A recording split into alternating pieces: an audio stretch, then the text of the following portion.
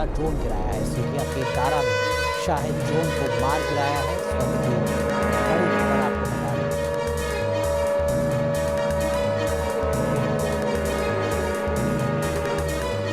ये तस्वीर सामने आई है, ये ड्रोन को मार गिराने की तस्वीर इस वक्त आप देख रहे हैं। हमारे साथ दीप्ति तनेजा लगातार बनी हुई हैं, विदेश मामलों की जानकार। डॉक्टर दीप्ति, अब जिस तरीके के दावे किए जा रहे हैं, क्या आपको लगता है कि ये प्रोपेगेंडा वॉर जो एक दिखती है स्थिति इस तरीके के वॉर जोन में, उसका ही मामला है, या वाकई ईरान जो दावा कर रहा है कि हमने नेतन्याहू के दफ्तर तक को मिसाइल हमले की जद में ले लिया है, ऐसा हो सकता है? देखिए, इस समय ये बहुत बड़ी बात है समझने वाली कि प्रोपेगेंडा वॉर तो डेफिनेटली है ही, क्योंकि नैरेटिव्स की वॉर जब चलती है तो वो लोगों के सेंटिमेंट्स के साथ एक नेशनल स्पिरिट बनाने की बात करती है। पर साथ साथ ये भी नहीं भूलना चाहिए कि बार बार ईरान के खेमे से ये भी खबर आ रही है कि खेमेनी जी के जाने के बाद हम उस फतवे को नहीं मानते हैं। उस फतवे में जो न्यूक्लियर फतवा था उसमें सीधा सीधा यही लिखा गया था कि हम न्यूक्लियर परमाणु का केवल एक हम बनाने की उसको वो कर रहे हैं कि अपनी सेफ्टी के लिए, लेकिन हम उसको यूज नहीं करेंगे। तो वो भी अपनी तरफ से, और बार बार जो वो एक स्टेटमेंट ईरान की तरफ से आ रही है कि इतना बड़ा हमला कभी विश्व ने सोचा नहीं होगा, हम ऐसा करेंगे। तो ये प्रोपेगेंडा वॉर तो बनाने की बिल्कुल एक कोशिश है ही, पर साथ साथ ये ना भूला जाए अनुराग कि आज तीसरा दिन है युद्ध का। बड़े बड़े एक्सपर्ट्स कह रहे थे कि 24 घंटे से ज्यादा नहीं होगा, 24 से अगले दिन तक हम पहुंचे तो कहा गया था कि 48 घंटे में सिमट जाएगी। ईरान ने ये साफ कर दिया है कि 24 घंटे 48 घंटे उसके लिए अभी कोई सीमा नहीं है।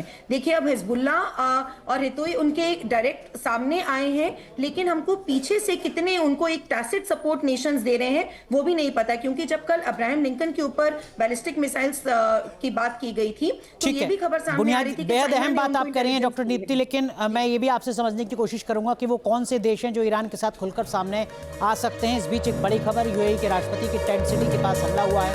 आईआरजीसी ने बड़ा हमला किया है। इस तरीके का दावा आईआरजीसी की तरफ से किया जा रहा है कि यूएई के राष्ट्रपति के टेंट सिटी के पास हमला किया है।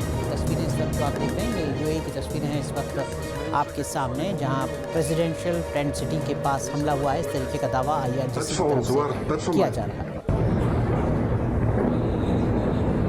Essas mensen, kijk hoe vallen die bommen hier om ons. Dit is groot moeilijkheid. तो ईरान के सुप्रीम लीडर अली खामनेई की मौत के बाद तेहरान इंतकाम की आग में जल रहा है।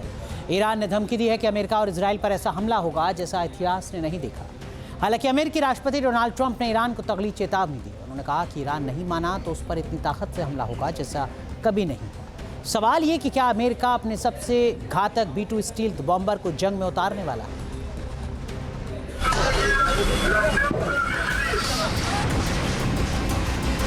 शनिवार की सुबह अमेरिका और इजराइल के हमले से ईरान दहल गया।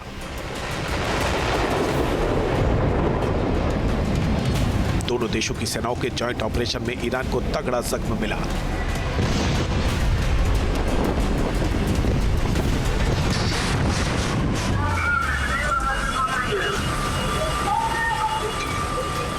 पहले ही हमले में अमेरिका ने पहला लक्ष्य हासिल कर लिया।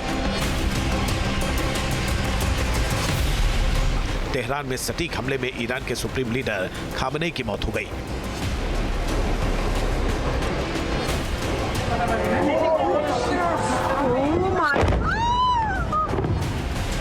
तेहरान में खामनेई के घर की सैटेलाइट तस्वीरों में दिखा कि हमला कितना घातक था। इस हमले में खामनेई का महल खंडहर में तब्दील हो गया।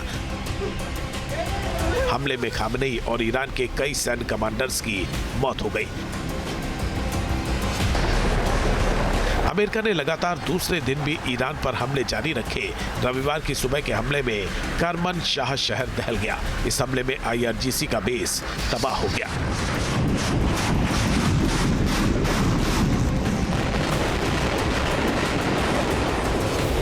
इस बीच अमेरिकी सेंट्रल कमांड यानी सेंटकॉम ने ईरान को भविष्य में और भी घातक हमलों की चेतावनी दी है। सेंटकॉम की तरफ से कहा गया,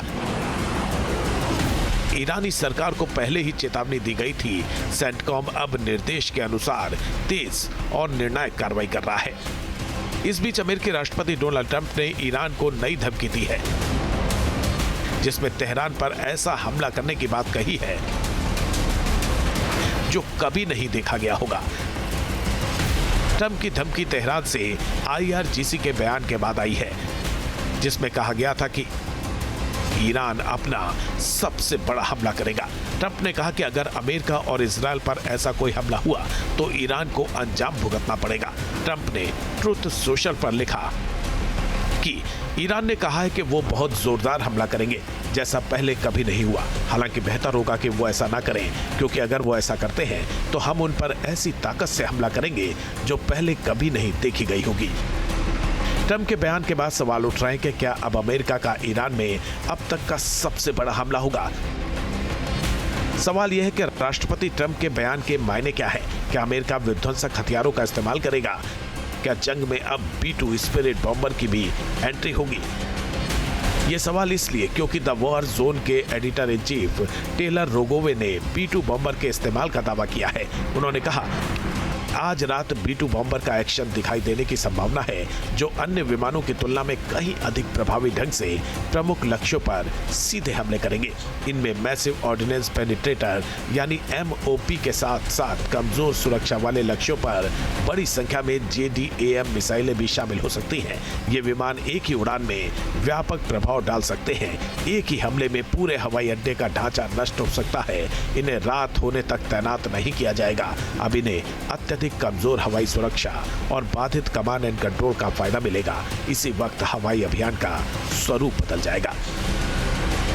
जानकारों का मानना है कि ईरान के न्यूक्लियर साइट्स जैसे नातांज, फोर्डो और बुशहर को टारगेट करने के लिए B-2 परफेक्ट है, क्योंकि ये डीप अंडरग्राउंड बंकरों को भेज सकता है।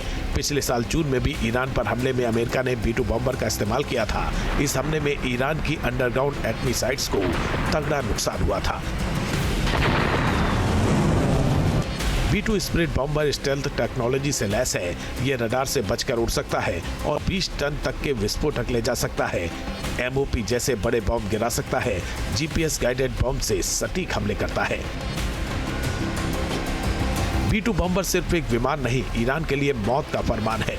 ये रडार को चकमा देकर तेहरान के अंडरग्राउंड परमाणु केंद्रों और मिसाइल साइलों तक पहुंच सकता है। अगर अमेरिका इसे इस्तेमाल करता है तो ईरान के न्यूक्लियर प्रोग्राम को नेस्तनाबूद किया जा सकता है। ईरान के ऑयल फील्ड्स, मिलिट्री बेस और न्यूक्लियर साइट्स तबाह करने के लिए B-2 बॉम्बर ही काफी है। ट्रंप के बयान के बाद रिपोर्ट्स आ रही है कि गुआम एयरबेस से B-2 बॉम्बर्स को गल्फ की तरफ भेजने का प्लान बना है। इस युद्ध में अगर B-2 की एंट्री होती है तो आसमान से सिर्फ तबाही बरसेगी और ईरान की एयर डिफेंस इसे डिटेक्ट नहीं कर पाएगी। इसकी एंट्री से युद्ध की दिशा बदल जाएगी।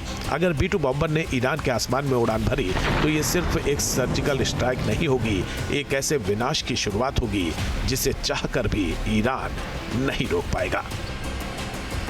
T news nation.